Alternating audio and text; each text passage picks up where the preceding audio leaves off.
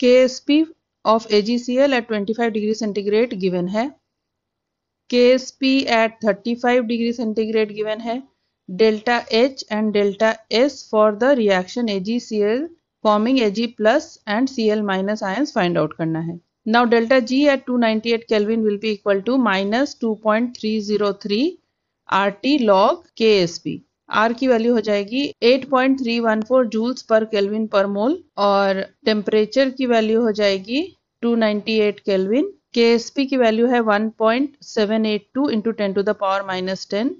This is 1.782 into 10 to the power minus 10. Solving delta G की value हो जाएगी minus 55,626 joules per mole. Similarly, delta G at 308 Kelvin हो जाएगा minus 2.303 RT log KSP. यहाँ पे temperature की value हो जाएगी 308 केल्विन और KSP की वैल्यू हो जाएगी 4.159 into 10 to the power minus 10. ये minus 10 है. Solving delta G की वैल्यू आ जाएगी minus 55,320 joules.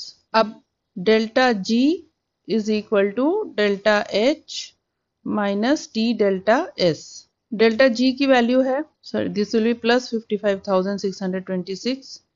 This will also be plus 55,320 because value of log will come in negative. जब log की वैल्यू फाइंड आउट करेंगे तो ये नेगेटिव में आएगा, तो negative and negative will become positive और ये हो गया 55,320 joule per mole. Now delta G is equal to delta H minus T delta S. Now delta G at 298 Kelvin is equal to delta H minus temperature हो गया 298 into delta S. Similarly delta G at 308 Kelvin is equal to delta H minus 308 into delta S. ये equation 1 और ये हो गई equation 2. अब equation 2 को equation 1 से सब्ट्रैक्ट करेंगे तो minus 55,320 minus delta H and this minus 308 into delta S will become plus 308 into delta S. So subtracting equation 2 from equation 1, value आ जाएगी 306 is equal to 10 into delta S. Delta S की value आ जाएगी 30.6 joules.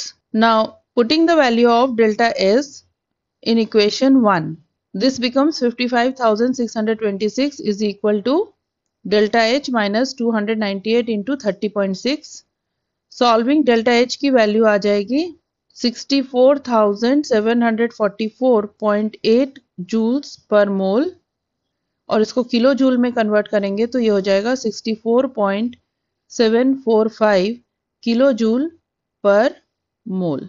This will be joule per mole per Kelvin.